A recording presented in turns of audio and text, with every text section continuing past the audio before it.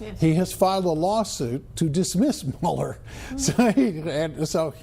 He will be interesting to talk to. In fact, I understand he's back on the line with it. Larry, we're going to take a deep dive into a couple of things, but first off, I know you don't like Mueller. I know you filed a lawsuit to have him removed, but could the president refuse to talk? Not talk. He should refuse to talk, Bill. Yes, he should refuse to talk. There's executive privilege here. Separation of powers, number one. Number two, anything that the president says will be used against him. They'll distort everything.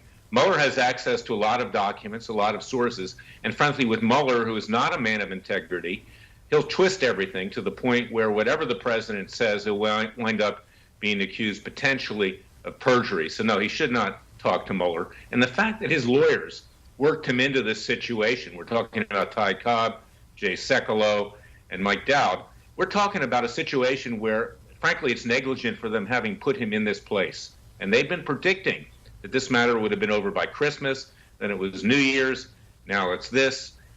A stand needs to be taken, and the president needs to fight back. It just can't be Freedom Watch and Larry Klayman.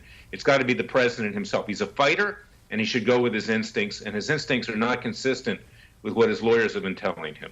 Now, Larry, as you know, the president had a solo interview with the New York Times in which he asserted that he felt Robert Mueller was being fair, would be fair, and basically expressed confidence in the process. That may have surprised some folks. So how would he accommodate that statement with the approach that you just proposed to refuse to interview with Mueller? Well, this is what I'm talking about. Bad advice. I mean, he's got bad advice from his lawyers. His lawyers obviously told him to say that. You know, in Washington, D.C. or anywhere else these days, you don't get anything by being nice. You don't look like you're being taken in a way. And the president knows that in his heart. And he should have fought back.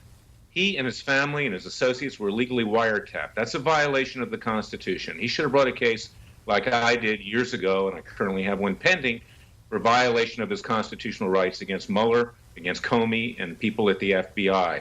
He should also have been filing ethics complaints about the leaks of grand jury material that have been damaging him, his family, and his associates. I filed that complaint for Freedom Watch. People can see it at freedomwatchusa.org. And lastly, he should be insistent about getting a special counsel.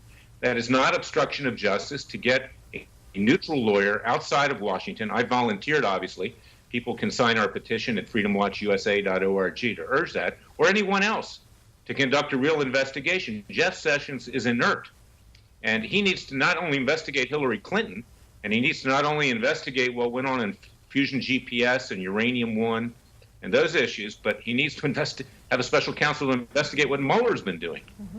Because what Mueller's been doing is illegal and in many respects, I believe, criminal. And that's why we filed this complaint against him, because it is illegal, it's criminal to leak grand jury information. And ask yourself, how is it that everybody knows that Mueller wants to interview the president right now? Yeah. They're leaking again. They're leaking again to put pressure on the president. You know what? I'm going to ask you this at the risk of watching your head explode. I'm sure you read the article in The Hill today. The article detailing Peter Strzok and Lisa Page's texts between each other, not as lovers, but as conspirators. These two people were exchanging emails about a story that they had clearly planted in the press, and this is the text from Lisa Page. Article's out, but it's hidden behind a paywall, so I can't read it. And then Peter responds, Wall Street Journal? Boy, that was fast. Should I find it and tell the team? Obviously, they had planted this story, Larry. They were going to act like, gee, gosh, we didn't know. We just found it behind the paywall. These are people that are still on the government payroll. They're no longer on this investigation, but they're still on the government payroll. I'd love to get your take on this story. Yeah, that's an outrage. You know, it's very hard to fire federal officials. What they do is they just promote them into some office without a phone. But yes, it's criminal in of itself. It's a conspiracy. And you talk about obstruction of justice. This is it. This is what's happened. You know, and I'm out here in Las Vegas, Bill. I mean, we know we want to talk about the Clintons, but a federal judge appointed by Obama, recommended by Harry Reid, yesterday found that the FBI had lied to her on the witness stand under oath. There were snipers out at the Bundy Ranch. Cliven obviously had his indictment thrown out yesterday. Yep. They They destroyed evidence. They suppressed evidence. The prosecutors also lied.